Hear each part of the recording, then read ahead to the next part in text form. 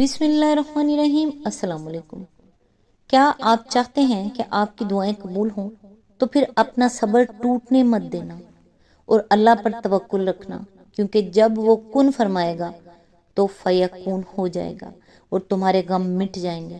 اللہ تو تمہاری ہر دعائیں سنتا ہے، لیکن اللہ تمہیں عطا اسی وقت کرتا ہے جب وقت بہتر ہوتا ہے، کیونکہ جو باتیں وہ جانتا ہے وہ تم اور میں نہیں جانتے۔ تو بس اس سے مانگو یقین کے ساتھ اور ہار نہیں مانو۔ جب اللہ نے اتنے لوگوں کے لیے معجزات کیے ہیں تو تمہارے لیے بھی کرے گا، کیونکہ اللہ تو سب کا ہے اور وہ تو اپنے ہر بندے سے بے پناہ محبت کرتا ہے، اور انشاءاللہ وہ سب کی دعائیں قبول کرے گا۔ اللہ تعالیٰ سے دعا ہے کہ وہ ہم سب کو نیکی کی ہدایت دے اور اپنے نیک بندوں میں شامل کرے۔ اللہ تعالیٰ آپ کو اور آپ کے تمام اہل و عیال کو اپنے حفظ و امان میں رکھے، آمین۔ آج انشاءاللہ سورہ صف کی آیت نمبر 6 کی تفسیر، جہاں سے پچھلی ویڈیو میں سلسلہ ٹوٹا تھا، آج انشاءاللہ وہیں سے سٹارٹ کرتے ہیں۔ اعوذ باللہ من الشیطان الرجیم، بسم اللہ الرحمن الرحیم۔ نمبر 2، انجیل۔ یوحنا اس بات پر گواہ ہے کہ مسیح کی آمد کے زمانے میں بنی اسرائیل 3 شخصیتوں کے منتظر تھے، ایک مسیح، دوسرے ایلیا یعنی حضرت الیاس کی آمد ثانی، اور تیسرے وہ نبی۔ انجیل کے الفاظ یہ ہیں، اور یوحنا حضرت یحییٰ علیہ السلام کی گواہی یہ ہے کہ جب یہودیوں نے یروشلم سے کاہن اور لادی یہ پوچھنے کو اس کے پاس بھیجے کہ تو کون ہے، تو اس نے اقرار کیا اور انکار نہ کیا، بلکہ اقرار کیا کہ میں تو مسیح نہیں ہوں۔ انہوں نے اس سے پوچھا پھر کون ہے؟ کیا تو ایلیا ہے؟ اس نے کہا میں نہیں ہوں۔ کیا تو وہ نبی ہے؟ اس نے جواب دیا کہ نہیں۔ پس انہوں نے اس سے کہا پھر تو ہے کون؟ اس نے کہا میں بیابان میں ایک پکارنے والے کی آواز ہوں کہ تم خداوند کی راہ سیدھی کرو۔ انہوں نے اس سے یہ سوال کیا کہ اگر تو نہ مسیح ہے، نہ ایلیا، نہ ہی وہ نبی، تو پھر بپتسمہ کیوں دیتا ہے؟ باب نمبر 1 آیت نمبر 19-25۔ یہ الفاظ اس بات پر صریح دلالت کرتے ہیں کہ بنی اسرائیل حضرت مسیح اور حضرت الیاس علیہ السلام کے علاوہ ایک اور نبی کے بھی منتظر تھے، اور وہ حضرت یحییٰ نہ تھے۔ اس نبی کی آمد کا عقیدہ بنی اسرائیل کے ہاں اس قدر مشہور و معروف تھا کہ وہ نبی کہہ دینا گویا اس کی طرف اشارہ کرنے کے لیے بالکل کافی تھا۔ یہ کہنے کی ضرورت بھی نہ تھی کہ جس کی خبر تورات میں دی گئی ہے۔ مزید برآں اس سے یہ بھی معلوم ہوا کہ جس نبی کی طرف وہ اشارہ کر رہے تھے اس کا آنا قطعی طور پر ثابت تھا، کیونکہ جب حضرت یحییٰ علیہ السلام سے یہ سوالات کیے گئے تو انہوں نے یہ نہیں کہا کہ کوئی اور نبی آنے والا نہیں ہے، تم کس نبی کے متعلق پوچھ رہے ہو؟ نمبر 3، اب وہ پیشن گوئیاں دیکھیے جو انجیل یوحنا میں مسلسل باب 14 سے 16 تک منقول ہوئی ہیں، اور میں باب سے درخواست کروں گا تو وہ تمہیں دوسرا مددگار بخشے گا کہ ابد تک تمہارے ساتھ رہے، یعنی روح حق، جسے دنیا حاصل نہیں کر سکتی کیونکہ نہ اسے دیکھتی ہے نہ جانتی ہے۔ تم اسے جانتے ہو کیونکہ وہ تمہارے ساتھ رہتا ہے اور تمہارے اندر ہے۔ باب 16 آیت نمبر 14 اور 17۔ میں نے یہ باتیں تمہارے ساتھ رہ کر تم سے کہیں، لیکن مددگار یعنی روح القدس جسے باپ میرے نام سے بھیجے گا وہی تمہیں سب باتیں سکھائے گا، اور جو کچھ میں نے تم سے کہا ہے وہ سب تمہیں یاد دلائے گا۔ باب 14 آیت 26-25۔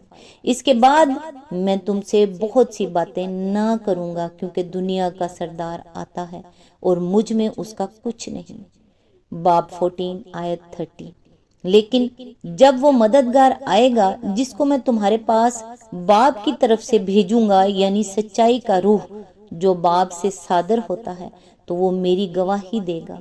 باب 15 آیت 26۔ لیکن میں تم سے سچ کہتا ہوں کہ میرا جانا تمہارے لیے فائدہ مند ہے، کیونکہ اگر میں نہ جاؤں تو وہ مددگار تمہارے پاس نہ آئے گا، لیکن اگر جاؤں گا تو اسے تمہارے پاس بھیج دوں گا۔ باب 16 آیت 7۔ مجھے تم سے اور بھی بہت سی باتیں کہنا ہے، مگر اب تم ان کی برداشت نہیں کر سکتے، لیکن جب وہ یعنی سچائی کا روح آئے گا تو تم کو تمام سچائی کی راہ دکھائے گا، اس لیے کہ وہ اپنی طرف سے نہ کہے گا، لیکن جو کچھ سنے گا وہی کہے گا اور تمہیں آئندہ کی خبریں دے گا، وہ میرا جلال ظاہر کرے گا، اس لیے کہ مجھ ہی سے حاصل کر کے تمہیں خبر دے گا۔ جو کچھ باپ کا ہے وہ سب میرا ہے، اس لیے میں نے کہا کہ وہ مجھ ہی سے حاصل کرتا ہے اور تمہیں خبریں دے گا۔ باب 16 آیت 12 to 15۔ نمبر 4، ان عبارتوں کے معنی متعین کرنے کے لیے سب سے پہلے تو یہ جاننا ضروری ہے کہ مسیح علیہ السلام اور ان کے ہم عصر اہل فلسطین کی عام زبان آرامی زبان کی وہ بولی تھی جسے سریانی کہا جاتا ہے۔ مسیح کی پیدائش سے 200-250 برس پہلے ہی سلوکی اقتدار کے زمانے میں اس علاقے سے عبرانی رخصت ہو چکی تھی اور سریانی نے اس کی جگہ لے لی تھی، اگرچہ سلوکی اور پھر رومی سلطنتوں کے اثر سے یونانی زبان بھی اس علاقے میں پہنچ گئی تھی، مگر وہ صرف اس طبقے تک محدود رہی جو سرکار دربار میں رسائی پا کر یا رسائی حاصل کرنے کی خاطر یونانیت زدہ ہو گیا تھا۔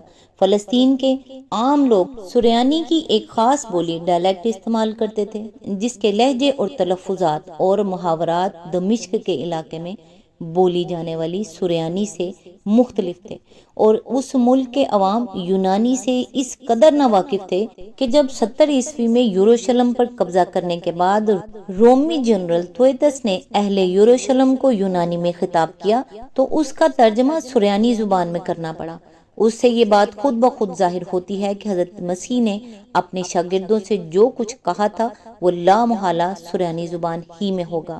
دوسری بات یہ جاننی ضروری ہے کہ بائبل کی 4 انجیلیں ان یونانی بولنے والے عیسائیوں کی لکھی ہوئی ہیں جو حضرت عیسیٰ علیہ السلام کے بعد اس مذہب میں داخل ہوئے تھے۔ ان تک حضرت عیسیٰ علیہ السلام کے اقوال و اعمال کی تفصیلات سریانی بولنے والے عیسائیوں کے ذریعے سے کسی تحریر کی صورت میں نہیں بلکہ زبانی روایات کی شکل میں پہنچی تھی، اور ان سریانی روایات کو انہوں نے اپنی زبان میں ترجمہ کر کے درج کیا تھا۔ ان میں سے کوئی انجیل بھی 70 ہجری سے پہلے کی لکھی ہوئی نہیں ہے، اور انجیل یوحنا تو حضرت عیسیٰ علیہ السلام کے 1 صدی بعد غالباً ایشیائی کوچک کے شہر افسس میں لکھی گئی ہے۔ مزید یہ کہ ان انجیلوں کا بھی کوئی اصل نسخہ اس یونانی زبان میں محفوظ نہیں ہے جس میں ابتداً یہ لکھی گئی تھی۔ مطبع کی ایجاد سے پہلے کے جتنے یونانی مسودات جگہ جگہ سے تلاش کر کے جمع کیے گئے ہیں ان میں سے کوئی بھی 4 صدی سے پہلے کا نہیں ہے، اس لیے یہ کہنا مشکل ہے کہ 3 صدیوں کے دوران میں ان کے اندر کیا کچھ رد و بدل ہوئے ہوں گے۔ اس معاملے کو جو چیز خاص طور پر مشتبہ بنا دیتی ہے وہ یہ ہے کہ عیسائی اپنی انجیلوں میں اپنی پسند کے مطابق دانستہ تغیر و تبدل کرنے کو بالکل جائز سمجھتے رہے ہیں۔ انسائکلوپیڈیا برٹانیکا ایڈیشن 1946 کے مضمون بائبل کا مصنف لکھتا ہے، اناجیل میں ایسے نمایاں تغیرات دانستہ کیے گئے ہیں جیسے مثلاً بعض پوری عبارتوں کو کسی دوسرے ماخذ سے لے کر کتاب میں شامل کر دینا۔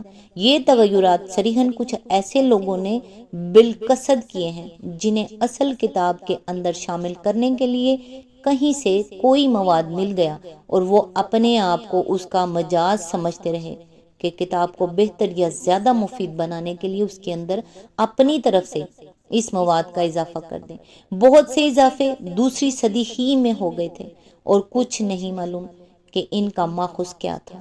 اس صورتحال میں قطعی طور پر یہ کہنا بہت مشکل ہے کہ انجیلوں میں حضرت عیسیٰ علیہ السلام کے جو اقوال ہمیں ملتے ہیں وہ بالکل ٹھیک نقل ہوئے ہیں اور ان کے اندر کوئی رد و بدل نہیں ہوا ہے۔ تیسری اور نہایت اہم بات یہ ہے کہ مسلمانوں کی فتح کے بعد بھی تقریباً 3 صدیوں تک فلسطین کے عیسائی باشندوں کی زبان سریانی رہی، اور کہیں 9ویں صدی عیسوی میں جا کر عربی زبان نے اس کی جگہ لی۔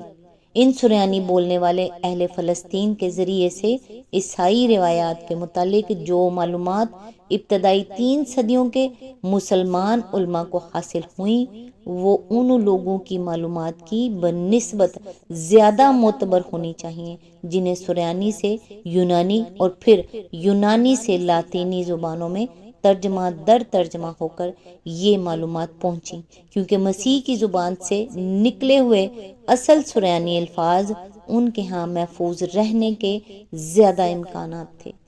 اس آیت کی تفسیر جیسا کہ میں آپ کو بتا چکی ہوں کہ تھوڑی لمبی ہے، لہٰذا آج بس یہیں تک، نیکسٹ انشاءاللہ جہاں سے سلسلہ ٹوٹ رہا ہے وہیں سے آگے سٹارٹ کریں گے۔